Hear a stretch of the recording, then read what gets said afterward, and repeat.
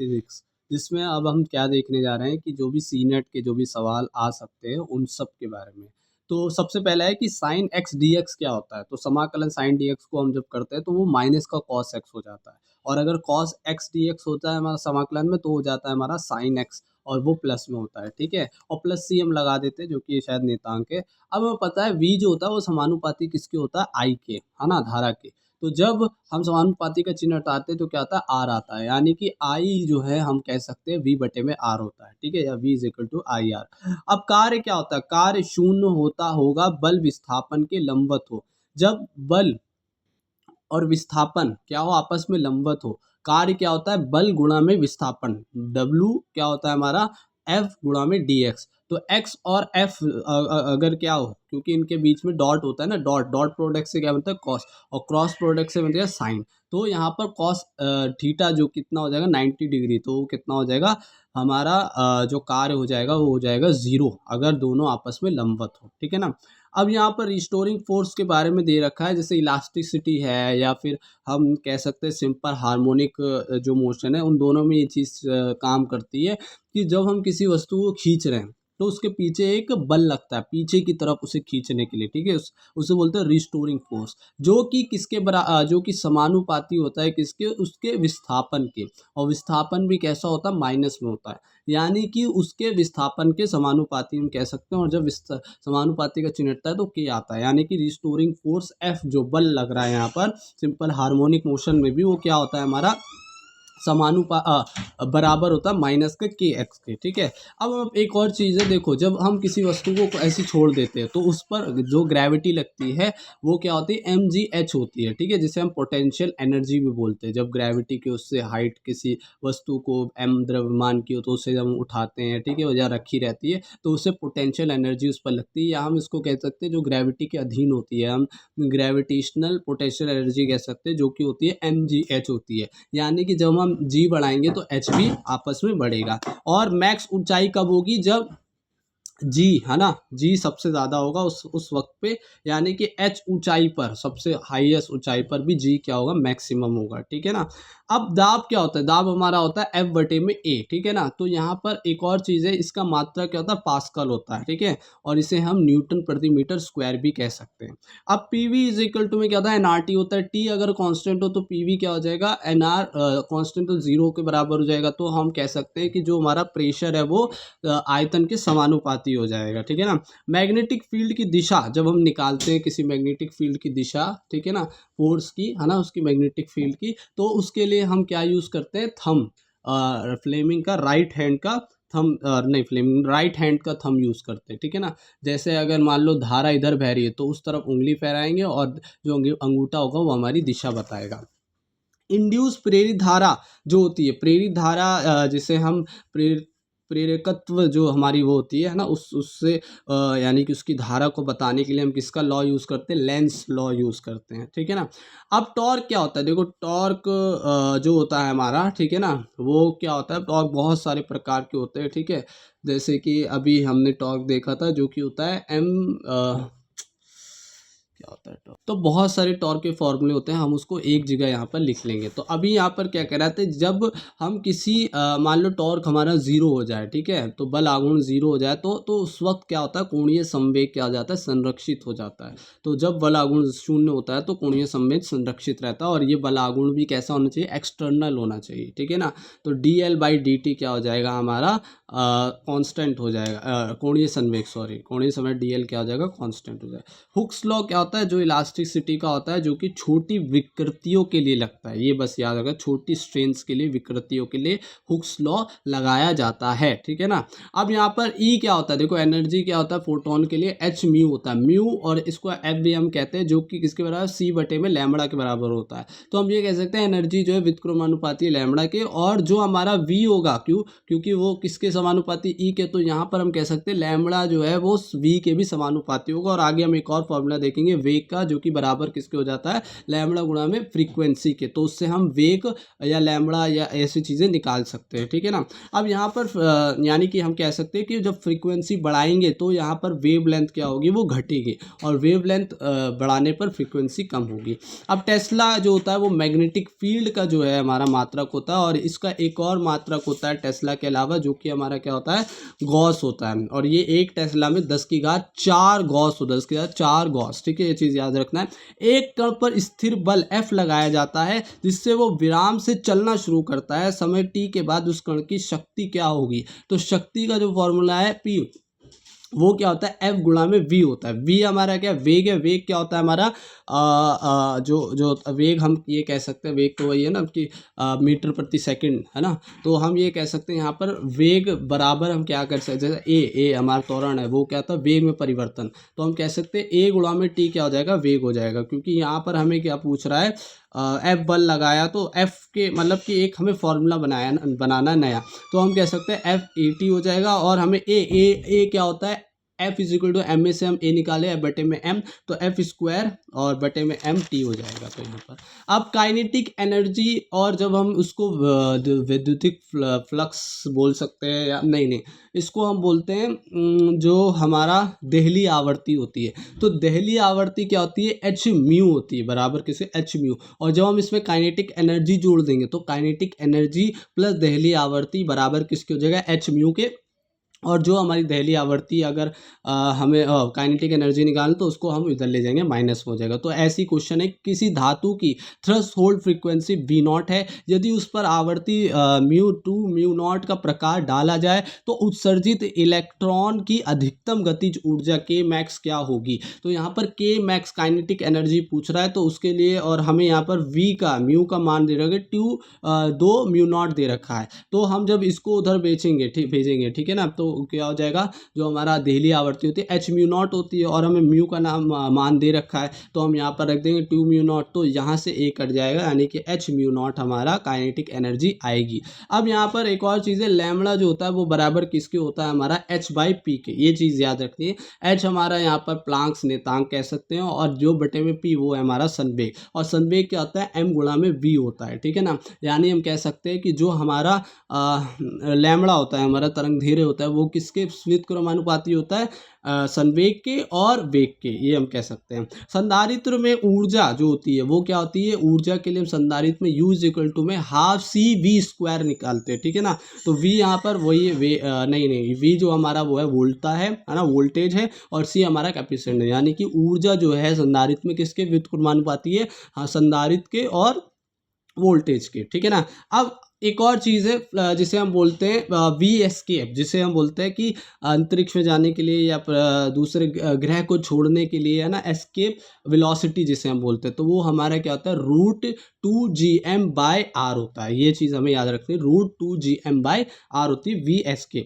अब एक और गति के सारे नियम क्या होते हैं, V = ut + ½ at², है ना, S = ut + ½ at², V = u + at होता है, और v² + u² = as। ये सारे फॉर्मूले होते हैं गति के। अब पावर क्या होती है, पावर तो वर्क बटे में टाइम। इससे पहले हमने एक और पावर का फॉर्मूला देखा था, वो क्या था हमारा, पावर का फॉर्मूला उस समय था F गुणा V था, है ना, F गुणा V था। और यहाँ पर जो हम देख रहे हैं वो देख रहे हैं काम समय के दर के सामने, यानी कि जो समय के दर में जो काम हो रहा है ना, तो वो हमारा पावर हो जाएगी, ठीक है ना, वर्क बटे में टाइम। अब यहाँ पर V जो मैंने वेग का फॉर्मूला बोला था हमारी फोटोन के लिए, वो होता है लैम्बडा बटे में फ्रीक्वेंसी म्यू, या F बोल सकते हैं, ठीक है ना। उससे हम देखो क्या निकालेंगे, यदि वेव स्पीड हमें दे रखी है और फ्रीक्वेंसी दे रखी है और वेव लेंथ हमें पूछा है, लैम्बडा पूछा है, तो हम क्या कर देंगे, उसे V बटे में फ्रीक्वेंसी हो जाएगा, तो हमारा आसानी से ये क्वेश्चन हो जाएगा। अब देखो यहाँ पर एक और चीज़ है, जब फिजिक्स में आंतरिक ऊर्जा, ऊष्मा और कार्य ये सब देखते हैं, तो यहाँ पर उसका फॉर्मूला क्या बनता है, ΔQ इजिकल टू में ΔU प्लस में आएगा, ठीक है, किसमें का प्लस में ΔW। लेकिन जब हम केमिस्ट्री में देखते हैं तो वहाँ पर माइनस आ जाएगा यहाँ पर, और कार्य का अलग हो जाता है। जब हम फिजिक्स की बात करते हैं, कार्य हो रहा है, ठीक है, कार्य कर रहा है, तो वो प्लस में आएगा। और अगर केमिस्ट्री की बात करें तो उस पर वो कार्य करेगा अगर जो निकाय है हमारा, तो उस पे माइनस आता है, ठीक है ना। तो यहाँ पर देखो यही छोटे मोटे क्वेश्चन है कि यदि गैस को 100 इतनी जूल हीट दी जाती है और इतना काम करता है, तो आंतरिक एनर्जी क्या हो जाएगा, आंतरिक एनर्जी इज इक्वल टू में delta Q minus delta W हो जाएगा। और यहाँ पर वो कार्य कर रहा है तो प्लस में प्लस माइनस, माइनस में 100 में से 40 या 60 आ जाएगा। चुंबकीय क्षेत्र में अल्फा बीटा कण जब विक्षेपित होते हैं तो इनके भी क्या होता है, पास चार्ज होता है, ठीक है ना। जब हम अल्फा कण बीटा कण विक्षेपित होते हैं तो वो भी चार्ज होते हैं, और चार्ज को भी किसी भी विद्युत जो हमारा चुंबकीय क्षेत्र है उसमें निकालने के लिए उसका फॉर्मूला क्या होता है, क्यू वी क्रॉस बी होता है, ठीक है ना। और साइन थीटा यहाँ पर क्रॉस का हो जाएगा, तो Q V B sine theta होगा, ठीक है ना। और अगर मान लो कोई कण है, जैसे फोटोन है, इलेक्ट्रॉन है, कोई भी आवेशित कण है, तो वो जब चार्ज से निकल रहा है, ठीक है ना, और वो परपेंडिकुलर निकलना चाहिए, अगर वो कैसे निकल रहा है उसके समांतर ही या हम कह सकते हैं उसी के ही बराबर निकल रहा है, मतलब कोण जो है वो ज़ीरो बना रहा है, तो उस पर कुछ भी क्या हो जाएगा, आगे ज़ीरो हो जाएगा, यानी कि मैग्नेटिक फील्ड। और अगर उस पर 90 डिग्री के बनाकर निकल रहा है तो यहाँ पर वो सर्कुलर मोशन में गति करेगा, यानी कि वो क्या हो जाएगा, एक तरह से गोला क्या बोलते हैं उसे, गोलाकार, मतलब वो एक उस पे पथ पे घूमेगा, ठीक है ना, सर्कुलर। तो विद्युत धारा के चुंबकीय प्रभाव की खोज किसने की थी, इस चुंबकीय प्रभाव की खोज जो है ऑस्टवर्ड ने की थी, और इसको समझाया फराडे ने था। एक आवेश इतना दिया हुआ है और ये इतनी गति से और इतने टेस्ला के चुंबकीय क्षेत्रों के लंबवत प्रवेश करता है, तो उस पर लगने वाला बल क्या हो जाएगा। तो हमें पता है क्यू हमें दे रखा है, बी दे रखा है और वी दे रखा है, तो हम क्यू वी क्रॉस वी से निकालेंगे, और लंबवत है तो यहाँ पर साइन 90 आ जाएगा, जिसका मान 1 होता है, तो हमारा मल्टीप्लाई करके आंसर आ जाएगा। यदि एक धन आवेश चुंबकीय क्षेत्र के समांतर गति करता है तो बल क्या होगा। और समांतर है तो समांतर, मैंने बोला था कि समांतर अगर कर रहा है तो वो ज़ीरो हो जाए, लंबवत क्योंकि साइन ज़ीरो क्या होता है, ज़ीरो हो जाता है, ठीक है ना। और यहाँ पर क्या हो जाएगा हमारा, अगर लंबवत होगा तो 1 का मान होगा, जिसमें मैक्सिमम क्यू वी भी होगा। अब बायो सावर्ट में चुंबकीय क्षेत्र धारा और दूरी के पर निर्भर करती है। बायो सावर्ट जो था उस नियम के अनुसार, मतलब बायो सावर्ट जो है वो दूरी के व्युत्क्रमानुपाती होता है और धारा के समानुपाती, शायद हम कह सकते हैं, ठीक है ना, यानी कि धारा और दूरी पर निर्भर करता है बायो सावर्ट। अब F इजिकल टू में एक और फॉर्मूला है इसका, B I L sine theta, ठीक है ना, यानी बी आई क्रॉस एल था, इसको हमने क्या है, B I L sine theta होता है, ये भी याद रखना है। इससे क्वेश्चन होगा कि 2 मीटर लंबा तार है, 5 एम्पियर धारा वहन करता है, तो इसने क्षेत्र पे लंबवत रखा है, तो बल ज्ञात करो। तो F इज इक्वल टू में जब हम B I L sine theta लगाएंगे तो आई एल जो हमें दे रखा है वो यहाँ पर आ जाएगा, और साइन थीटा लंबवत है तो 90 डिग्री यानी कि 1 हो जाएगा, तो मल्टीप्लाई होकर हमारा आंसर। फ्लेमिंग का राइट और लेफ्ट जो मैंने बताया था वो चुंबकीय फोर्स के लिए होता है। हाँ, फ्लेमिंग का है राइट और लेफ्ट जो हैंड का रूल है वो किसके लिए, चुंबकीय क्षेत्र की या चुंबकीय फोर्स निकालने के लिए, बल निकालने के लिए, ठीक है ना, उनकी दिशा को ज्ञात करने के लिए। और ये हमारा हमें 2 फॉर्मूले याद रखने हैं। फ्लक्स जो होता है, विद्युतीय फ्लक्स जो होता है उसका एसआई मात्रक वेबर होता है, और जो हमारा चुंबकीय क्षेत्र होता है उसका एसआई मात्रक क्या होता है, टेस्ला होता है, ठीक है। एफ सेंट्रीपिटल फोर्स क्या होता है, वो क्या होता है, M V square by R होता है। मान लो एक आवेश क्यू आ रहा है और वो फिर गोल गोल घूमने लग गया, तो यहाँ पर क्या हो जाएगा, क्यू तो हमारा क्या हो जाएगा, क्यू वी बी है, ठीक है ना, क्यू क्योंकि एफ जो इस पे लग रहा है एफ ई जिसे हम बोल सकते हैं, या एफ मैग्नेटिक फोर्स बोल सकते हैं, और ये सेंट्रीपिटल है, तो उन दोनों को जब हम बराबर कर देंगे तो वी कट जाएगा, ठीक है ना। तो ये आर जो हो जाएगा, यानी कि हम जब किसी की ऐसे त्रिज्या निकालें तो वो क्या हो जाएगा, एम बी बटे में क्यू बी हो जाएगी। एक इलेक्ट्रॉन हमें दे रखा है इतने टेस्ला क्षेत्र पर और इतने मीटर गति से प्रवेश करता है, पथ की त्रिज्या किस पर निर्भर करेगी, तो यहाँ पर पथ की त्रिज्या जो है आर है वो किस पर निर्भर कर रही है, जब हम किसी विद्युत क्षेत्र की चुंबकीय क्षेत्र में बात कर रहे हैं तो द्रव्यमान पर, वेग पर, और जो हमारा आवेश है इन सब पर निर्भर कर रही है, ठीक है ना, विद्युत क्षेत्र पर। अब 2 समांतर अब देखो यहाँ पर टेस्ले का एक और फॉर्मूला आ गया, जो मैं बोला था बहुत सारे फॉर्मूले, आई ए बी साइन थीटा, ठीक है ना, इसे भी हम देखेंगे। 2 समांतर दिशाओं में अगर धारा जा रही है, एक ही समांतर धारा जा रही है ना इसमें तार में, तो वो क्या होती है, वो एक दूसरे को क्या करती है, अट्रैक्ट करती है। लेकिन अगर विपरीत हो, ठीक है, धारा जा रही तो वो रिपेल करती है, ये चीज़ याद रखना। आवेश में उल्टा होता है, प्लस माइनस जो विपरीत है वो अट्रैक्ट करते हो, और जो सेम है वो हमें पता है रिपल करते हैं। एक लंबी सोलेनॉइड के अंदर चुंबकीय क्षेत्र समान यूनिफॉर्म रहता है तथा यह लॉन्ग सोलेनॉइड बार मैग्नेट की तरह व्यवहार करता है। यानी कि एक बार मैग्नेट जो होता है सोलेनॉइड, उससे हम बनाते हैं, है ना। एक लंबी सोलेनॉइड शायद धातु होती है, उससे हम क्या बनाते हैं, बार मैग्नेट बनाते हैं, जिसमें नॉर्थ और साउथ होता है। जो नॉर्थ होता है वो साउथ की तरफ जाता है, ठीक है, खुले बाहर से, एक्सटर्नल से। और जो हमारा इसकी दिशा है ना, क्या जो चुंबकीय क्षेत्र की दिशा अंदर की तरफ जो होती है वो साउथ से नॉर्थ की तरफ जाती है, ठीक है ना। और ये बंद वक्र में होते हैं, यानी क्लोज लूप्स होते हैं इनके। और लेकिन चुंबकीय विद्युत क्षेत्र की रेखाएं जो होती है वो खुली होती हैं, ठीक है। चुंबकीय क्षेत्र द्वारा किया गया कार्य जो होता है, वो जो भी कार्य कर रहा है चुंबकीय क्षेत्र द्वारा, वो सब शून्य होता है, क्योंकि यहाँ पर जो हमारा बल और जो विस्थापन है, जो हमने शुरू में देखा था, कार्य जो होता है बल विस्थापन साइन थीटा होता है, तो उनके बीच में जो कोण बनता है वो क्या बनता है हमारा यानी कि सब के बीच में 90 डिग्री का है, तो वो ज़ीरो हो जाते हैं, ठीक है ना।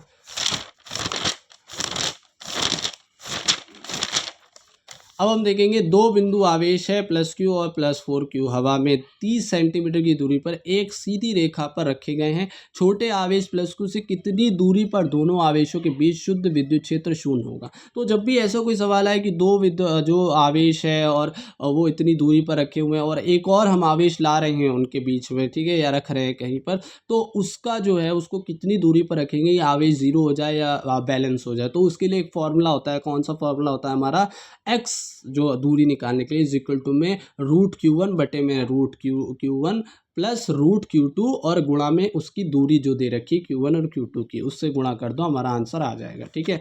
अब हमें पता है जो हमारा विद्युत फ्लक्स होता है, जो हमारा एक साइंटिस्ट ने दिया था, वो होता है Q। जब हम किसी धातु की या किसी आकार के अंदर आवेश के रख कर हम बात करते हैं, तो वो हमारा क्या होता है, Q बटे में ε0 होता है, ठीक है। अब यहाँ पर मान लो 3Q एक दे रखा है गोले में और एक 2Q दे रखा है क्यूब में, ठीक है। उन दोनों का Q1 बटे में Q2 पूछ रहा है, तो हमारा क्या हो जाएगा, वही हो जाएगा भाई, जो Q बटे में ε0 होता है। तो इन सब का कट पिटा कर हमारा क्या आ जाएगा, 3 बटे में 2 आ जाएगा। यहाँ पर निर्भर किसी से नहीं कर रहा है, सिर्फ और सिर्फ हमारा Q आवेश और हमारा ε0 पर निर्भर है, ठीक है ना, जो फ्लक्स है। F जो होता है हमारा क्या होता है, जब हम किसी उसकी बात करते हैं चुंबक की, तो K is equal to Q1 बटे में Q2 R² होता है, ठीक है, बल। तो यहाँ पर हम कह सकते हैं F जो होता है हमारा वो व्युत्क्रमानुपाती होता है R के, और जब इनका ग्राफ बनेगा तो वो ऐसे जाएगा, ठीक है, इस तरह से नीचे की तरफ। अब देखो क्या होता है कि जो फ्लक्स है वो EA होता है, यानी कि विद्युत क्षेत्र गुणा में उसका एरिया, और डॉट प्रोडक्ट होता है, तो ये हो जाएगा EA cos थीटा, ठीक है। और जब cos थीटा जो हमारा 0 होगा तो मैक्सिमम, क्योंकि cos 0 की वैल्यू क्या होती है, 1 होती है, तो ये EA हो जाएगा, हमारा मैक्सिमम हो जाएगा। और जब हम इसकी मान लो देखना है विद्युत क्षेत्र रेखाएं कितनी जा रही है, ठीक है, फ्लक्स यानी कितना विद्युत क्षेत्र फ्लक्स कितना है, तो हम क्या करते हैं, E.A cos थीटा करते हैं। तो यहाँ पर एक बॉक्स है, उसमें से हम देख रहे हैं विद्युत क्षेत्र रेखा ऐसे जा रही है, ठीक है, सीधे की तरफ, और इसमें जो बॉक्स है वो ऐसे रखा हुआ है, यानी लंबवत इसके क्या है, हमारा एरिया है। तो इनके लंबवत है, एरिया इधर है और विद्युत क्षेत्र रेखा इधर जाए, तो 90 डिग्री कोण बना, cos 90 क्या होता है, 0 होता है। तो यहाँ पर जो हमारा फ्लक्स है वो कितना हो जाएगा, 0 हो जाएगा। आवेश संरक्षण का नियम जो है वो क्या है कि विलगित निकाय में, अच्छा, विलगित निकाय में, एक निकाय में आवेश क्या होता है, संरक्षित रहता है, ठीक है, इसी को आवेश, यानी आवेश स्थिर रहता है, इसी को आवेश संरक्षण का नियम कहते हैं। Q जो होता है बराबर होता है Ne के। I क्या होता है, I हमारा होता है Q बटे में T होता है, ठीक है। और I को हम जब विमा निकालते हैं एम्पियर बोलते हैं, और Q को हम क्या बोलते हैं, एम्पियर गुणा में T बोलते हैं। क्यों, क्योंकि Q इज इक्वल टू में क्या हो जाएगा, IT हो जाता है, ठीक है ना, तो एम्पियर गुणा में T हो जाता है। और अगर हम एक कूलाम की बात करें कि उसमें कितने इलेक्ट्रॉन है, तो हम क्या कर देंगे, Ne है होता है ना Q बटे में, तो हम कर देंगे Q बटे में E कर देंगे, तो एक कूलाम है तो वो रख देंगे, और बाकी E की वैल्यू क्या होती है, E का आवेश होता है 1.6 गुणा 10⁻⁻19 होता है। तो जब हम निकालेंगे तो हो जाएगा 6.25 गुणा 10⁻18 हो जाएगा हमारा, इतने इलेक्ट्रॉन होते हैं एक आवेश में, तो ये हमें पता लग जाएगा। अक्षीय स्थिति में जब हम E देखते हैं तो वो होता है हमारा 1/4πε0 गुणा में P 2P बटे में R³ होता है। और जब हम निरक्षीय में देखते हैं तो 1/4 और गुणा में P 2P यानी होगा P बटे में R³ होगा, ठीक है। और जब हम किसी भी स्थिति में देखते हैं तो यही निरक्षीय वाला मान लो 1/4 और P बटे में R³ और गुणा में या इसे मल्टीप्लाई कर दो कॉस 2 कॉस स्क्वायर थीटा और हमारा +1, 3 कॉस स्क्वायर थीटा 3 होगा, 3 कॉस स्क्वायर थीटा +1, जब किसी भी बिंदु पर हम जब क्या देख रहे हैं, उसकी स्थिति देख रहे हैं, ठीक है ना, आवेश की। तो विभवांतर क्या होगा, विभवांतर सब में समान होता है, ठीक है ना, और वो हो जाएगा 1/4πε0 P/r² हो जाएगा, ठीक है ना। और निरक्षीय कुछ नहीं होता है, विभवांतर किसी भी दूरी पे निकालते हैं 1/4πε0 ही रहेगा और P cos θ/r² हो जाता है। किसी भी एक समान रूप से आवेशित जो सिमेट्री है, ठीक है ना, रिंग हो, हॉलो हो, स्फीयर हो, उसके जो केंद्र की बात जब हम करते हैं ना, जो ठोस ना हो, होलो हो, ये सब चीज़ हो, तो उसमें नेट आवेश जो होता है, विद्युत क्षेत्र जो होता है, वो क्या होता है, ज़ीरो होता है, ये चीज़। और जो वेग होता जो विभवांतर होता है, विभव होता है, वो हमारा समान रूप से बटा रहता है, नियत रहता है सब में, ठीक है ना। अब यू क्या होता है हमारा, जो मैंने पहली बात करी थी, हमारा संधारित्र के लिए यू, जब हम ऊर्जा निकालते हैं 1/CV² होती है, ठीक है। इससे क्वेश्चन है, 1.5 माइक्रो फैरेड का संधारित्र 200 वोल्ट की बैटरी से जुड़ा है, संग्रहित ऊर्जा निकालो, तो यहाँ पर 5 हमारा क्या सी दे रखा है, और माइक्रो में तो 10⁻⁻6 से मल्टीप्लाई होगा, और यहाँ पर वी दे रखा है 200, तो उसको हम प्लस माइनस करके सॉल्व कर देंगे। विद्युत क्षेत्र रेखाएं क्या होती है, समविभवीय तल, यहाँ पर ये चीज़ समविभवीय तल के क्या होती है, लंबवत होती है, ये चीज़ हमें याद रखना है, समविभवीय तल के क्या होती है, लंबवत होती है, ठीक है।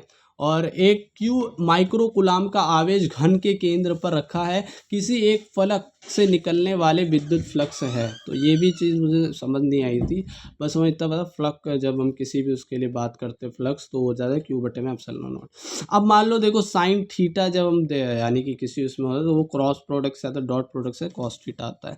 टेस्ला देखो यहाँ पर एक और चीज़ आ गई, P/E होता है, ठीक, P क्रॉस E होता है, तो PE साइन थीटा हो जाएगा। P क्या है हमारा यहाँ पर स्थिति है, निरक्षीय स्थिति, नहीं सॉरी, ये द्विध्रुव क्या बोलते हैं सिर्फ, P द्विध्रुव आघूर्ण है, शायद ऐसा कुछ है, आगे हमें पता लगेगा ये, हाँ शायद से द्विध्रुव आघूर्ण है ये, हाँ। तो P क्या हमारा द्विध्रुव आघूर्ण है, जो अभी हम देख रहे थे, ठीक है ना, और E हमारा क्या विद्युत क्षेत्र है। अब दो घन आयनों के बीच की दूरी, ठीक है, D है, और प्रत्येक पर Q आवेश है, यदि इन दो आयनों के बीच का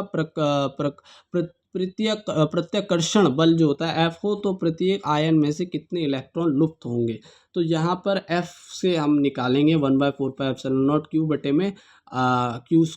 Q1 Q2 बटे में R² होता है, यहाँ पर D ले लेंगे क्योंकि हमें दूरी D दे रखी है, और Q दोनों समान है, Q² ले लेंगे, और हमें इलेक्ट्रॉन पूछे कितने होंगे, तो हमें पता है Ne होता है, ठीक है, क्या इलेक्ट्रॉन, आवेश होता है वो क्या होता है हमारा, आवेश होते हैं हमारे Ne, ठीक है, तो उसी से हम n की वैल्यू जो है हम सॉल्व करेंगे।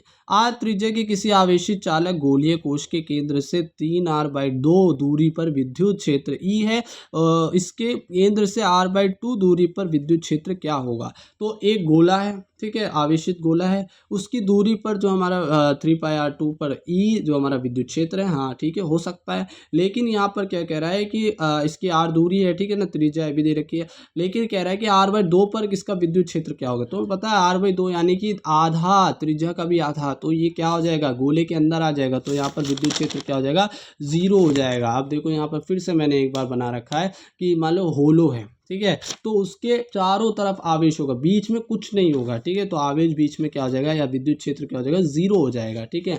तो लेकिन बाहर जब हम देखेंगे तो सबसे ज़्यादा मैक्सिमम होगा, और ये विद्युत क्षेत्र क्या होता है, उसका फॉर्मूला होता है 1/4πε0 Q, ठीक है, बटे में R² कह सकते हैं। और जब हम किसी दूरी की बात करते हैं तो वहाँ पर सेम रहेगा सब चीज़ें, वहाँ भी विद्युत क्षेत्र सेम रहेगा, लेकिन बस यहाँ पर दूरी क्या हो जाएगी, छोटी हो जाएगी, यानी जैसे जैसे दूर जाते रहेंगे वो और कब होता रहेगा विद्युत क्षेत्र, ठीक है ना, गोले से, तो यहाँ पर क्या हो जाएगा, स्मॉल r² हो जाएगा। और जब हम विभव की बात करते हैं वो सब में समान होगा, तो वो विभव क्या हो जाएगा, 1/4πε0 Q बटे में R हो जाएगा, कैपिटल R और वहाँ स्मॉल r, तो ये सब समान रहेगा। और गोले की बात करें तो गोले के अंदर रहेगा आवेश, ठीक है, वो कितना रहेगा, वो अंदर की बात करें तो वो हो जाएगा 1/4πε0 Q गुणा R, और बटे में R³ हो जाएगा, यहाँ पर R के समानुपाती है E, ठीक है, यानी कि अंदर क्या होगा, हमारा R बढ़ेगा, और जैसे जैसे बाहर हम जाएंगे, यानी कि इसकी सतह पर जाएंगे, तो यहाँ पर गोले में जो हमारा ठोस गोला उसमें कम हो जाएगा, ठीक है, तो E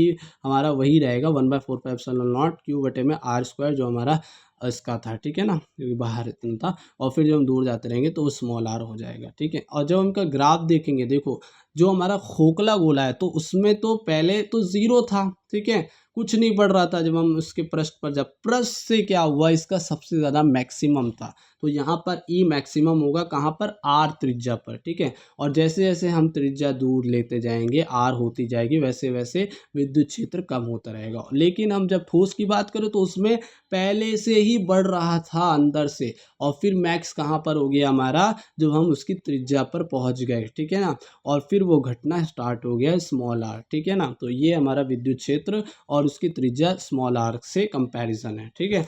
एक चालक गोले की त्रिज्या कैपिटल आर है, इस पर क्यू आवेश है, गोले के केंद्र पर विद्युत विभव तथा विद्युत क्षेत्र क्रमशः होगा। तो यहाँ पर कोई गोला है, मान लो खोखला गोला है, तो उसका पूछ रहा है कि विभव और विद्युत क्षेत्र क्या, विद्युत क्षेत्र क्या होगा, इसके केंद्र पर पूछ रहा है, तो वो तो जीरो हो जाएगा। लेकिन विभव की बात करें तो वो क्या हो जाएगा, 1/4πε0 क्यू बटे में स्मॉल आर कह सकते या कैपिटल आर कह सकते हैं, ठीक है। अब यहाँ पर एक और चीज़ बताया कि जो विभव होता है वो क्या होता है, प्रतिरोध के व्युत्क्रमानुपाती होता है। तो मान लो यहाँ पर दिया गया है R1 R2 त्रिज्याओं में, R1 बड़ी है R2 से, तो वाले दो खोखले चालक गोलों पर समान आवेश है, तो विभव का मान क्या होगा। तो हमें पता है कि जो हमारा जो R है ना, यहाँ से हम देख भी सकते हैं, वो क्या होता है कि व्युत्क्रमानुपाती होता है किसके, विभव के, ठीक है, जैसे यहाँ पर लिखा हुआ है। तो यहाँ से हम कह सकते हैं कि जो जितना छोटा होगा उतना ज़्यादा विभव उसमें होगा, और जितनी बड़ी आर त्रिज्या हो उतना कम विभव, ये तो लॉजिक की बात है। तो छोटे वाले में ज़्यादा विभव होगा। एक समान रूप से आवेशित गोले का कुल आवेश प्लस क्यू व त्रिज्या कैपिटल आर है, जिससे केंद्र से दूरी के फलन विद्युत क्षेत्र ई को आरेखित किया जाता है, कौन सा ग्राफ बनेगा। तो जब ऐसी कोई चीज़ आए, ठीक है ना, आवेशित गोला है और उसमें से मान लो प्लस क्यू आवेश है, आर पे देख रहे हैं, और जिसके केंद्र से दूरी के फलन, मतलब इस तरह से जब आरेख आए तो यहाँ पर हम ठोस गोले को मानेंगे, यानी कि ए और आर में जब हम ग्राफ देखेंगे तो वहाँ पर वो बढ़ेगा और फिर उसके बाद घटेगा, और कैपिटल आर पर सबसे ज़्यादा ई मैक्स होगा। हमारा डेल्टा वी क्या होता है, देखो विभव जो होता है वो होता है हमारा आवेश, काम करने में जो आवेश है, ठीक है, यानी कि इसको हम कैसे, प्रति एकांक आवेश पर किया गया कार्य, प्रति एकांक आवेश पर किया गया कार्य को ये विभवांतर या विभव कहते हैं। तो दो बिंदुओं के बीच विभवांतर दे रखा है और इतना आवेश दे रखा है, दूसरे बिंदु तक ले जाए कितना कार्य करना है, तो डब्ल्यू निकालना है, तो डब्ल्यू वी भी दे रखा है और क्यू भी दे रखा है। तो माइक्रो में तो 10 के माइनस हो जाएगा, तो हमारा वी आराम से आ जाएगा। 10 सेंटीमीटर भुजा वाले एक हेक्सागोन प्रत्येक शीर्ष पर 5 माइक्रो कूलाम का आवेश रखा गया है। हेक्सागोन के केंद्र पर विभव की गणना करो। तो हमें केंद्र पर करनी है, हेक्सागोन है और यहाँ पर एक का हमारा क्या देखा, शीर्ष पर 5 माइक्रो कूलाम है, हेक्सागोन है, 6 साइड होती है। तो हमें विभव के लिए क्या करना पड़ेगा, विभव के लिए हमें गुणा करना, विभव का फॉर्मूला क्या होता है, 1/4πε0 गुणा क्यू बाय आर स्क्वायर होता है, ठीक है ना, आर सॉरी बस आर होता है ये तो ना। हाँ, तो यहाँ पर क्या हो जाएगा, 6 से और मल्टीप्लाई क्योंकि हेक्सागोन है, ठीक है ना। तो हमें पता है 1/4πε0 का मान होता है 9 × 10⁹, तो जब इसको मल्टीप्लाई करेंगे आपस में आ जाएगा हमारा आंसर। अब जब हम संधारित्र की बात करते हैं तो वो क्या होता है, प्रतिरोध से उल्टा होता है। क्या होता है, मतलब कि संधारित्र जो होता है उसके जब हम श्रेणी क्रम की बात करते हैं, है ना, सीरीज वाइज जब हम जोड़ते हैं उसको, तो वो क्या होता है हमारा पैरेलल की तरह जुड़ता है, प्रतिरोध जैसा, ठीक है, यानी कि 1/c सीरीज ऐसे जुड़ती है, 1/c + 1/c2 ऐसे करके जुड़ती है। लेकिन जब हम उसके किसकी बात करते हैं, पैरेलल की बात करते हैं, ठीक है, ये तो सीरीज की थी, ये पैरेलल की बात करते हैं। तो उसमें क्या होता है, जो प्रतिरोध का सीरीज है ना उसकी तरह जुड़ता है, C1 + C2 + C2, जिस तरह हमारा आर पैरेलल का R1 + R2 जुड़ता है, ठीक है, यानी एक दूसरे के उल्टे हैं। तो यहाँ पर दे भी रखा है, और सब ये याद रखना है कि जब 4 हमारे प्रतिरोध या संधारित्र लगे होते हैं तो जो बीच का रहता है वो हमारा क्या हो जाता है, निरक्ष हो जाता है, ख़त्म हो जाता है, संतुलन हो जाता है। क्योंकि अब यहाँ पर उसका ये दोनों आपस में क्या है, हमारे श्रेणी क्रम में, तो 1/c से हम संधारित्र को जोड़ेंगे और फिर नीचे वाले भी श्रेणी क्रम 1/c से जोड़ेंगे, फिर ये दोनों को क्या हो जाएंगे, पैरेलल हो जाएंगे। इन दोनों को C1 + C2 करके हमारा आंसर आ जाएगा। दो स्थिर चार्ज के बीच लगने वाले बलों का अनुपात 1/1 होता है। तो दो स्थिर चार्ज हैं, ठीक है, यानी परिणाम किसी का भी हो, जैसे दो बिंदु पे रखे हुए और उन दोनों का परिणाम है, बल निकालना है, तो वो जितना भी बल होता है उन सब का परिणाम जो होता है वो क्या होता है, चाहे आवेश कितना भी हो, वो क्या होता है हमारा 1/1 होता है, ठीक है। जैसे यहाँ सवाल ये है कि +1 माइक्रोकुलाम और +4 माइक्रोकुलाम के दो आवेश एक दूसरे से कुछ दूरी पर वायु में स्थित हैं, उन पर लगने वाले बलों का अनुपात क्या होगा। तुम्हें पता है F मैग्नीट्यूड और F2 मैग्नीट्यूड दोनों क्या होता है, बराबर होता है। तो हम ये कह सकते हैं चाहे कोई भी आवेश हो उस पर इधर बल लग इस पे इधर लग, दोनों का मैग्नीट्यूड समान है, तो 1/1 हमारा अनुपात आएगा। आई क्या होता है हमारा, Q/T होता है, जो कि हम पहली बात की, तो QIT हो जाएगा, वही सारी बात है। और हमारा V क्या होता है, W/Q होता है। सब फॉर्मूले हमने लिख रखे हैं। R की जो विमा है वो कैसे हम निकालें, देखो R क्या होता है हमारा V/I होता है, ठीक है। V क्या होता है, V हमने निकाला W/Q, W क्या है mLT/T-2 और Q हमारा AT हो जाएगा, और I क्या है हमारा, वो भी एम्पियर ए है ना, तो ए हो जाएगा, क्योंकि एम्पियर जो आई धारा है वो हमारी क्या है SI यूनिट में आती है, ठीक है। तो mL/T-3 A-2 हमारा क्या हो जाएगा, प्रतिरोध R हो जाएगा। प्रतिरोधकता रेजिस्टिविटी निर्भर करती है तो चालक के पदार्थ तथा तापमान पर हमारी विमा यानी कि जो प्रतिरोधकता है वो निर्भर किस पर करती है, चालक और चालक के पदार्थ और तापमान पर। किस पर निर्भर नहीं करती, विमा पर निर्भर नहीं करती। तो कहीं भी विमा है तो उस पर निर्भर बिल्कुल नहीं करेगी। और हमारा घनत्व क्या होता है, हमारा धारा घनत्व क्या होता है, जो आई है वो क्या होता है NEVD होता है, ठीक है। तो धारा घनत्व क्या हो जाता है, I/A हो जाएगा। एरिया से हम उसको भाग दे देते हैं तो हमारा क्या निकल आता है, धारा घनत्व निकल आता है। तो हम जब I/A करके निकालेंगे तो उसको अपवाहन वेग जो VD है उससे संबंध क्या हो जाएगा, NEVD हो जाएगा, ठीक है। किरचॉफ का प्रथम नियम अर्थात किसी संधि पर I जो होता है वो 0 संबंधित है आवेश के संरक्षण। जो किरचॉफ का प्रथम नियम है, ये बोल रहा है किरचॉफ का प्रथम नियम किस पर आधारित है, धारा के जो हमारी धारा होती है उसके संरक्षण, आवेश के संरक्षण पर, सॉरी आवेश के संरक्षण। और जो किरचॉफ का द्वितीय नियम है वो किसके ऊपर वो है, ऊर्जा के संरक्षण पर आधारित है, ठीक है। चालकत्व क्या होता है, G जो होता है वो 1/R होता है। द्विध्रुव आघूर्ण जो होता है, एक और चीज़, द्विध्रुव आघूर्ण P क्या होता है हमारा, Q/2L होता है। और ये 2L क्या है, बस एक दूरी है जिसे हम D बोलेंगे, दो आवेशों के बीच की दूरी, यानी कि द्विध्रुव आघूर्ण निकालना है दो आवेश के जो बीच में हो रहा है, तो उसके लिए भी यहाँ पर हमने P बना रखा है Q/2L, Q/2L, ठीक है ना। तो दो गुलाम दो बराबर व विपरीत आवेश परस्पर इतनी दूरी पर रखे गए हैं, तो निकाय का विद्युत द्विध्रुव आघूर्ण क्या होगा, तो हमें आवेश दे रखा है, गुणा में हम इसकी दूरी कर देंगे तो हमारा आंसर आ जाएगा।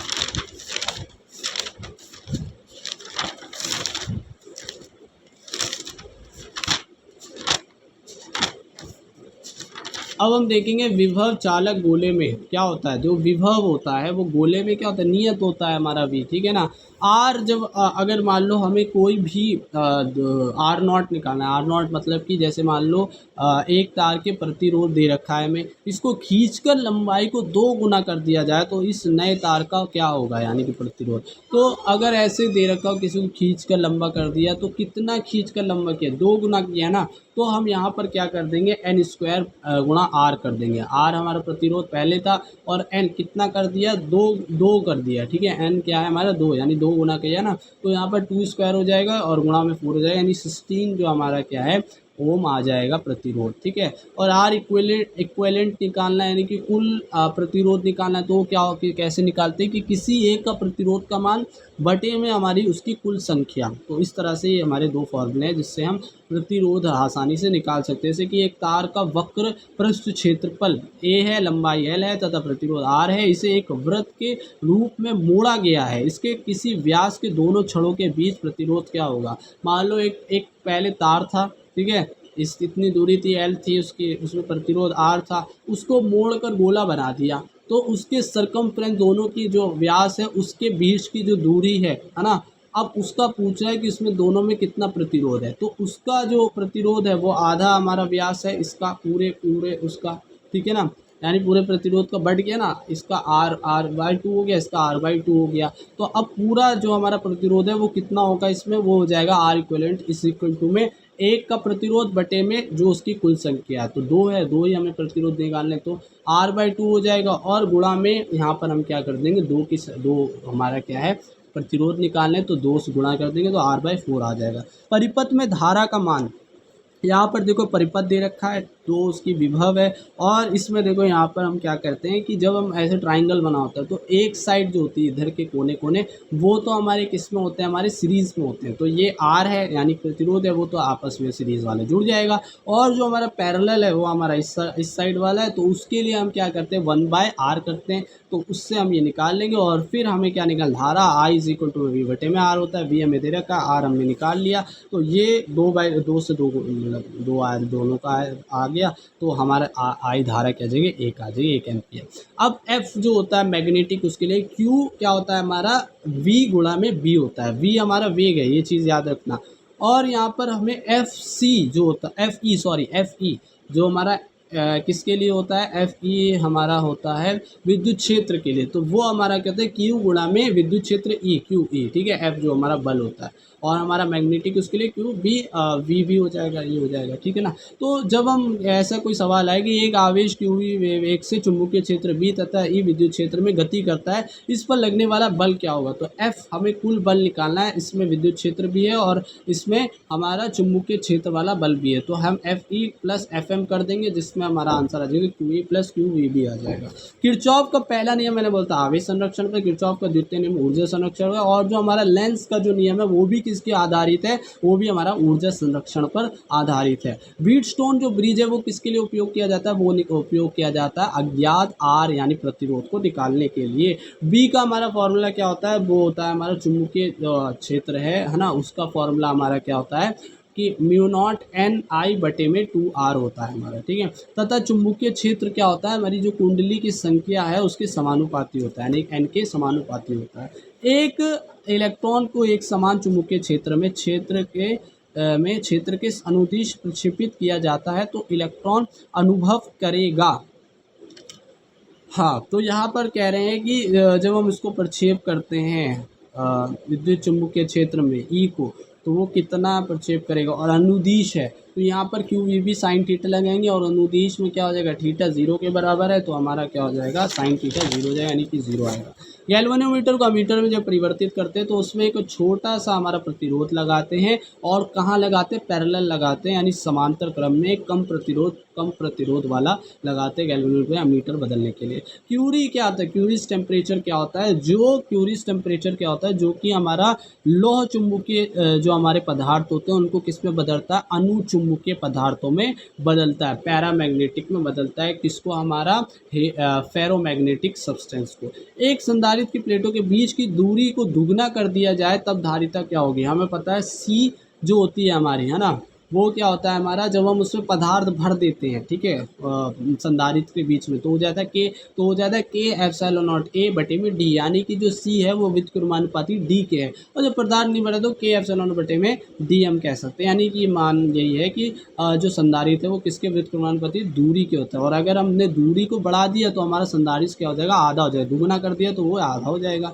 तो व्हीटस्टोन ब्रिज संतुलन शर्त क्या होती है, P/Q बराबर होना चाहिए R/में, ऐसे, यानी कि इस तरह से संतुलन अवस्था होनी चाहिए, मतलब शर्त ये है संतुलन करने की। एक प्रोटॉन चुंबकीय क्षेत्र में लंबवत प्रवेश करता है, उसका पथ क्या होगा, लंबवत है यानी कि 90 डिग्री बना रहा है, तो हमें कोई भी आवेश 90 डिग्री बनाएगा तो QV भी कहलाएगा, ठीक है ना। और ये सर्कुलर उसका पथ होगा, जो मैंने पहले बता रहा है। टॉर्क क्या था, P गुणा क्रॉस E होगा। P क्या है हमारा, द्विध्रुव आघूर्ण है, ठीक है, जो कि हमारा Q12 भी कह सकते हैं हम उसको, और E हमारा विद्युत क्षेत्र है, तो यहाँ पर PE sin थीटा हो जाएगा, और कुछ नहीं। अगर हमारा sin 90 डिग्री है तो वो मैक्स हो जाएगा, जो पहले से हम बातें करते हुए आ रहे हैं। संधारित्र समांतर हो तो वहाँ पर क्या हो जाएगा, संधारित्र अगर समांतर क्रम में लगे हों, ठीक है, समांतर क्रम में ऐसे लगे हों ऊपर नीचे, तो वो हमारे क्या होता है, विभवांतर समांतर। अगर संधारित्र सीरीज में लगे हों, ठीक है, तो सीरीज में लगने पर क्या होता है, आवेश जो होता है वो समान होता है। विभवांतर समान क्या होता है, जब संधारित्र हमारे कैसे लगे, पैरेलल लगे, और जब सीरीज में लगे हो संधारित्र क्या हो जाता है, आवेश समान हो जाता है। परा वैद्युत पदार्थ जब भरा होता है तो हमारा C का वही KA ε0D होता है। और जब हम के को और भर देते हैं तो क्या हो जाएगा, के जो है समानुपाती सी के, तो सी बढ़ जाएगा, धारिता बढ़ जाएगी हमारी। आइडल गैस आइडियल अगर कोई हो, आदर्श अमीटर हो, गैल्वेनोमीटर, तो उसमें प्रतिरोध क्या होता है, शून्य होता है। अब एक और है, एक और फॉर्मूला है रो का, जिससे हम आर निकाल सकते हो। रो क्या बोल सकते राउल ऐसे कुछ करके राल, ठीक है, जिसमें रो इजिकल टू में आर ए बटे में एल हो जाए। आर निकालना है तो रो एल बटे में यू हो जाएगा। तो इससे हम क्या निकाल सकते हैं, इससे हम क्वेश्चन सॉल्व करते हैं। यदि किसी चालक की लंबाई दुगना और क्षेत्रफल आधा कर दिया जाए तो प्रतिरोध क्या हो जाएगा, जो दूरी है वो क्या कर दी, हम लंबाई दुगनी कर दी है और क्षेत्रफल आधा कर दिया, तो हमारी 4 गुना क्या हो जाएगा, हमारा प्रतिरोध हो जाएगा। इस फॉर्मूले से हम कर सकते हैं। अब देखो, जैसे कि हमें अज्ञात वो निकालना है, ठीक है, संतुलन, जैसे कि दो बिंदु आवेश है, एक दूसरे से इतनी दूरी पर है, अन्य आवेश को रखते हैं, तो वो कहाँ रखेंगे, जहाँ पर वो संतुलन अवस्था में है। तो x निकालने के लिए q1 रूट प्लस बटे में root q1 plus root q2 गुणा में हम क्या कर देंगे, जो उनकी बीच की दूरी है उससे हमें पता लग जाएगा कि भाई इस नए आवेश को इस यहाँ पर रखेंगे तो ये संतुलन अवस्था में आएगा। और ये कितना संतुलन में आया है, 12 सेंटीमीटर आया है, +9 इलेक्ट्रॉन से हमारा, ठीक है। अब देखो यहाँ पर मैग्नेटिक फील्ड की डायरेक्शन हमने क्या कैसे पता लगे, फ्लेमिंग का राइट हैंड या लेफ्ट हैंड रूल से निकालते हैं। तो मान लो इस तरफ हमारा आई जा रहा है, तो उसके लिए क्या हो जाएगा, हमारी दूरी जो मैग्नेटिक फील्ड होगा अंदर की तरफ होगा, उसके लिए हम क्रॉस यानी कि जो तीर का पीछे वाला निशान है वो दिखाएंगे। और अगर हम इस तरफ जा रहे हैं तो वो क्या दिखाएगा कि ये जो चुंबकीय क्षेत्र बाहर की तरफ आ रहा है, ठीक है ना, तो वो इस तरफ बाहर की तरफ आएगा हमारा, ठीक है। और ये दोनों से हमें क्या पता लगता है कि दूरी धारा कहीं भी बह रही हो तो यहाँ पर कुंडली में केंद्र की जो केंद्र पर उत्पन्न होगा यानी कि लंबवत होगा, जो चुंबकीय क्षेत्र है वो तल के लंबवत होता है, ठीक है ना। अब मान लो यहाँ पर फिर से आर की पूछ रहा है कि जैसे क्यू जा रहा है और वो सर्कुलर उसमें गति करने लगा, तो आर बताओ, तो आर हमारा क्या हो जाएगा, एम वी बटे में क्या हो जाएगा, क्यू बी हो जाएगा। और अगर मान लो यहाँ पर क्यू की जगह इलेक्ट्रॉन का मान दिया तो ई बी हो जाएगा। निकल जैसे कि लौह चुंबकीय पदार्थ कौन से होता है, अभी बात हुई थी लौह चुंबकीय पदार्थ को अनुचुंबकीय में कौन बदलता है, हमारा क्यूरी हमारा, ठीक है, क्यूरीज टेम्परेचर बोलते हैं उसे। तो उसके लिए लौह चुंबकीय पदार्थ भी होने चाहिए, तो वो कौन कौन से होता है हमारा, वो होता है हमारा iron cobalt nickel, iron cobalt nickel, ठीक है। एक ट्रिक भी है जिसे हम क्या बोल रहे हैं, फेकोनी, ठीक है। और जो हमारे प्रति चुंबकीय, जो कि भाई कभी नहीं दर्शाते, या हम कह सकते हैं बहुत कम चुंबकीय प्रवृत्ति टेंडेंसी जो है वो दर्शाते हैं और नेगेटिविटी में दर्शाते हैं, ठीक है। वो कौन कौन से होते हैं हमारे, वो होता है कॉपर, गोल्ड, सिल्वर, जिंक, ये सब हमारे क्या होते हैं, हमारे प्रति चुंबकीय होते हैं। और ये क्यूरी के नियम की पालना नहीं करते हैं, क्योंकि क्यूरी का नियम किस में लग रहा है हमारा, उसको परिवर्तन, लौह चुंबकीय को अनुचुंबकीय तो प्रति चुंबकीय है। तो अब सेल्फ इंडक्टेंस क्या होते हैं, सेल्फ इंडक्टेंस और म्यूचुअल इंडक्टेंस, इन सब का मात्रक एक ही होता है, हेनरी होता है। और ये सेल्फ इंडक्शन जो सौ प्रकृत्व है उसकी प्रेरित धारा को बताने के लिए हम किसका यूज़ करते हैं, किस नियम का यूज़ करते हैं, हमारे लेंस का नियम का यूज़ करते हैं, लेंस लॉ। और ये लेंस लॉ ही ऊर्जा संरक्षण के नियम से भी संबंधित है। धारिता इसकी क्या होगी, देखो यहाँ पर धारिता दे रखी है, सीरीज में जब हम जोड़ते हैं तो उन्हें 1/c करके जोड़ते हैं। और ये चीज़ याद रखना है, इसको उल्टा कर देना, आखिर में गलती हो रही थी मुझसे भी बार बार, तो सी को उल्टा कर देंगे तो हमारा आंसर ऐसे बन जाएगा, यानी 2, और इसका जब हम करेंगे तो 1, और फिर हम इन दोनों को आपस में जोड़ दें क्योंकि दोनों पैरेलल में है, तो ये हो जाएगा 3 माइक्रो फैरेड। विस्थापन धारिता की अवधारणा, विस्थापन धारा क्या होती है भाई, देखो ये मैक्सवेल ने दी थी, ये होती है संधारित्र के बीच में क्या होता है, जब हम यहाँ पर विद्युत क्षेत्र उत्पन्न हो जाता है तो यहाँ पर एक धारा बहने लगती है इनके बीच में, ठीक है ना, और इसी को विस्थापन धारा बोलते हैं, मैक्सवेल ने दी थी। और इसे हम आई डी से कहते हैं, इसके बहुत सारे फॉर्मूले हैं, क्या है, I D is equal to में सी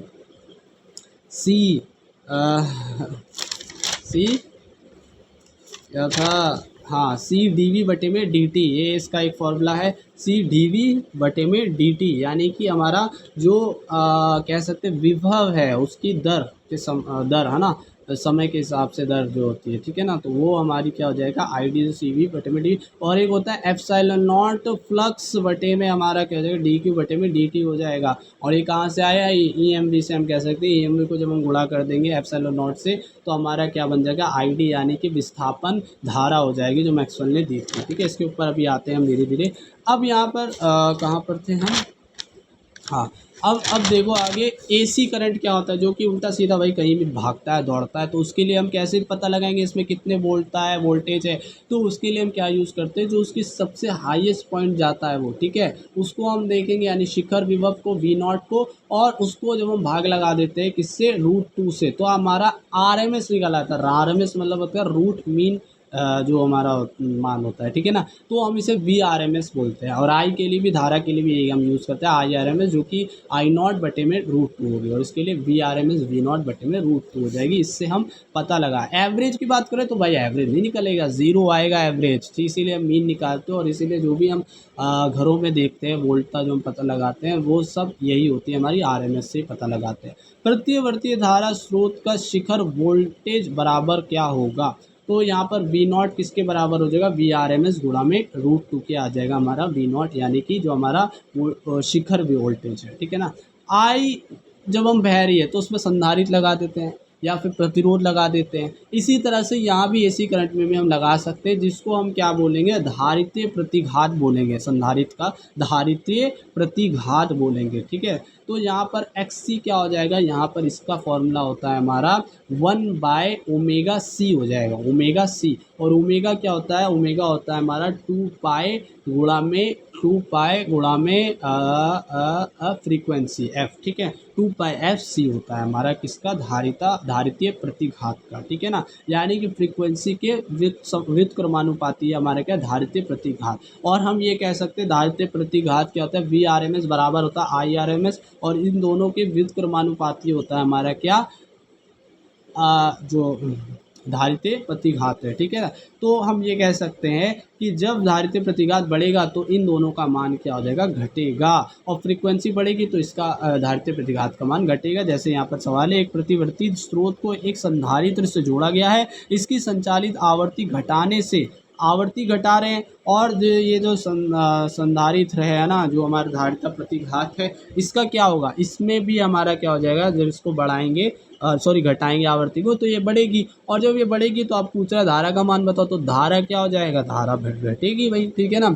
एसी में आई वी से आगे होता है, ये चीज़ याद रखना। अल्टरनेटिव करंट में आई बड़ा होता है, आई आगे होता है किससे, हमारा वी से, ठीक है। तो हम ये कह सकते हैं कि जब हम देखते हैं तो 90 डिग्री जो है हमारा आगे होता है हमारा आई। तो अगर हमें लिखा हुआ ऐसे दिया वी इज इक्वल टू में V not sine omega T ऐसे कुछ, तो यहाँ पर प्लस 90 डिग्री कर देना, क्योंकि साइन यहाँ पर 90 डिग्री हो जाएगा आई के लिए। I is equal I naught sine omega t plus 90 degree. शक्ति और या हम एनर्जी कह सकते हैं, वो क्या हो जाएगी इनके लिए, V average V R M S गुणा में आई आर एम एस गुणा में कॉस, और इसे हम कहते हैं कलांतर, ठीक है ना।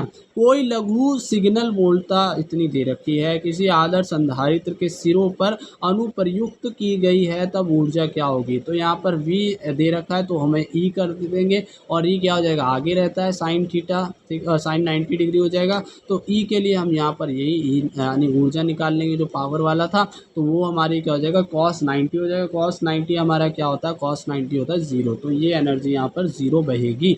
और LCR दे रखा है एक प्रतिवर्ती धारा में, तो यहाँ पर जब हम LCR जो देखते हैं, यानी कि प्रेरकत्व, संधारित्र और जो प्रतिरोध है, वो सब एक तरह का क्या है, रुकावट है, प्रतिरोध है। और इन सब को जब हम टोटल करते हैं तो हमारी क्या बनती है, प्रतिबाधा बनती है। जिसे हम इम्पेडेंस बोलते हैं, प्रतिबाधा। जो प्रतिबाधा या बाधा, प्रतिबाधा जो होती है, प्रतिबाधा वो क्या होती है, Z होती है। Z बराबर क्या होती है, √R² plus bracket square, bracket में है ना, होल स्क्वायर कह सकते हैं किसका, XL माइनस XC का, ठीक है ना। एक प्रयोग में LCR परिपथ में 200 वोल्टेज के साथ जोड़ा गया है सर्किट में XL और XC 50 हमारी क्या प्रतिरोध है, तथा R 10 प्रतिरोध है। तो प्रतिबाधा क्या होगी। तो हमें Z हमें पूछ रहा है, तो प्रतिबाधा को इस फॉर्मूले से हम निकाल लेंगे। टाउ देखो फिर से अब यहाँ पर आ गया एम बी, एम गुणा बी। अभी तक हम क्या देख रहे थे, टाउ जो था हमारा, ये टाउ ने बड़ा परेशान कर रखा है। इसको हम एक जगह अच्छे से लिखेंगे, जो कि पी गुणा में ए होता था। हाँ, एक फॉर्मूला था पी गुणा में ए, हमारा पी हमारा विद्युत अणु, ए विद्युत क्षेत्र, ठीक है। तो पी भी हो जाएगा, पी भी हमारा साइन थीटा हो जाएगा। है ना, पी क्योंकि क्रॉस में है, तो यहाँ पर एफ जो हमारा क्यू वी बी होता है, ठीक है, वी क्या है, वेग है, और फ्लक्स हमारा क्या हो जाएगा, अब देखो फ्लक्स आ गया, बी गुणा में ए होता है, बी डॉट ए होता है, ठीक है ना, विद्युत चुम्बकीय फ्लक्स होता है। तो अब चुम्बकीय फ्लक्स की विमा पूछ रहा है, तो वो होती है हमारी बी की क्या हो जाएगी, बी की होती है हमारी एफ इज इक्वल टू में क्यू वी बी होता है, तो बी यहाँ पर आ जाएगा, तो ये हो जाएगा एफ बटे में क्यू बी हो जाएगा, और ए हमारा क्या होता है, एल स्क्वायर होता है। इन सब की विमाएँ लिखने के बाद हमारा आंसर आ जाएगा, जो कि है M L square T minus two A minus one. E M B क्या होता है, ई एम बी जो हमने बहुत पहले जो नीट का पेपर सॉल्व करा, तो उससे हमने निकाला था कि जो विद्युत क्षेत्र है बी गुणा उसके जो लंबाई है आई, और उसका जो वेग हो रहा है उसको आगे भेजने में वो, ठीक है, B I V sine theta, B L V sorry B L V sine theta, L यहाँ लंबाई ना। तो यहाँ पर एक समान क्षैतिज बी के लंबवत एल लंबाई का चालक दंड भी वेग से गिर रहा है, इसके दोनों सिरों के बीच विभवांतर क्या होगा। तो विभवांतर यानी कि हमें क्या निकालना है, ई एम बी निकालना है वी, तो वो हो जाएगा B L V sine theta, और ये दोनों आपस में क्या है, लंबवत है, तो साइन 90 डिग्री हो जाएगा, 90 डिग्री का मान क्या होता है हमारा 1 होता है, तो बी एल वी हो जाएगा। विद्युत वाहक बल, है ना, विद्युत वाहक बल, अब हमें ये फॉर्मूले याद रखने पड़ेंगे भाई। विद्युत वाहक बल क्या होता है, एल गुणा में डेल्टा आई बटे में डेल्टा टी। आई हमारा क्या धारा है, और ये धारा क्या है, परिवर्तन धारा। एल हमारा 100 प्रेरण गुणांक है, 100 प्रेरकत्व कह सकते हैं इसे। किसी कुंडली में विद्युत धारा 2A से 4A 0.05 सेकेंड में हो जाती है, उससे उत्पन्न प्रेरित विद्युत वाहक बल का औसत मान दिया है, कुंडली का 100 प्रेरक गुणांक क्या होगा। तो हमें क्या पूछ रहा है, एल पूछ रहा है, तो हम एल को इधर ले लेंगे और सबको उधर दे देंगे, और सब प्लस माइनस गुणा करने में आंसर आ जाएगा। भारत में जो घरों में हमारे क्या आती है, फ्रीक्वेंसी आती है, आवर्ती आती है विद्युत धारा की, वो कितनी होती है, 50 हर्ट्स होती है। एलसीआर श्रेणी अनुनाद स्थिति में क्या होती है, एलसीआर श्रेणी क्या होती है, जिसमें एल सी और आर भी लगा होता है। तो अनुनाद स्थिति में क्या होता है, एल और सी जो होता है, एक्स एल एक्स सी जो होता है बराबर हो जाते हैं, यानी कि 0 हो जाएगा। तो हमारा जो हमारा z है, प्रतिबाधा है, वो किसके बराबर हो जाएगी, रूट आर स्क्वायर के हो जाएगा, और आर स्क्वायर जब हम खोलेंगे तो हो जाएगा आर। तो यहाँ पर z जो है प्रतिबाधा, वो सीधा समानुपाती कि उसके बराबर हो जाएगी, हमारी प्रतिरोध के बराबर हो जाएगी। यदि एक एसी परिपथ में विभव का मान दिया है इतना, तो विभव का शिखर क्या होगा हमें पता है, V not is equal to में वी आर एम एस बड़ा में √2 हो जाएगा। तो इसका मान 10 वोल्ट 10 विभव दे रखा, तो ये रखने पर आ जाएगा। ईएमवी क्या हो रहा है भाई, ईएमवी मैंने बताया था अभी, वो होता है रूट या डेल्टा बोल लो, डी बोल लो, डी फ्लक्स बटे में डी टी होता है, तथा परिपथ में प्रेरित ईएमवी का परिमाण चुंबकीय फ्लक्स में परिवर्तन की समय दर ऋणात्मक मान के बराबर होता है। ऋणात्मक मान हम किस लिए लेते हैं, बस लेंस के नियम के अनुसार डायरेक्शन बताने के लिए देते हैं, और इसे हम ये भी बोलते हैं कि ये फराडे के विद्युत चुम्बकीय प्रेरण के दूसरे नियम से है। कौन सा हमारा, ईएमवी का मान डी फ्लक्स बटे में डी टी बोल सकते हैं, ठीक है। यहाँ पर एक सवाल भी है, एक कुंडली में से जुड़ा तत्कालिक चुंबकीय प्रवाह दे रखा है, इतना द्वारा दिया गया है, समय टी पर कुंडली में प्रेरित ईएमवी। तो हमें पता है डी फ्लक्स बटे में क्या होता है, डी टी होता है, ईएमवी हमें निकालना है। तो हम यहाँ पर एक तो पहले अवकलन कर देंगे इसका, ठीक है, अवकलन के बाद हमें टी का मान दे रखा है, टी का मान रखने पर हमारा ईएमवी आ जाएगा। संधारित्र के बीच में जो हमारा जो हमारी दूरी जो हमारा आई बहता है, वो विस्थापन धारा होता है, और एक इस वजह से बहता है परिवर्ती विद्युत क्षेत्र की वजह से बहता है, और दोनों प्लेटों के बीच में बहता है, जिसका मान मैंने बताया था ई डी गुणा में ई नॉट, और हम कह सकते हैं यहाँ पर ई एम वी जो हमारा यहाँ पर डी क्यू डी फ्लक्स बटे में डी टी है, ठीक है ना। और एक और इसका मान होता है E I D is equal to में हमारा सी और वी बटे में डी वी बोल सकते हैं, डी वी बटे में डी टी होता है। इससे हमारा एक क्वेश्चन होगा, 1 माइक्रोफैरेड के समांतर प्लेट संधारित्र के बीच के स्थान में 10 एम्पियर की विस्थापन धारा के लिए वोल्टेज के परिवर्तन की तत्कालिक दर क्या है। तो वोल्टेज में परिवर्तन की तत्कालिक दर यानी कि डी वी बटे में डी टी हमें निकालना है। तो हमें आई डी दे रखा है, और हमें सी भी दे रखा है, संधारित्र भी दे रखा है शुरू में ही, और माइक्रो में तो 10 का -6 हो जाएगा, तो हमारा आंसर आ जाएगा 10 की याद 7 वोल्ट बटे सेकेंड, ठीक है ना। एक पूर्ण चक्कर में जो एवरेज होता है, मैं पहले बता चुका हूँ, वी एवरेज और आई एवरेज क्या होता है, 0 होता है। लेकिन जो हमारा वी आर एम एस है और या आई आर एम एस को जब हम निकालते हैं, वो तो 0 के बराबर नहीं होता है, इसीलिए हम आर एम एस निकालते हैं। तो अभी तक हमारा इतना रिवीजन है।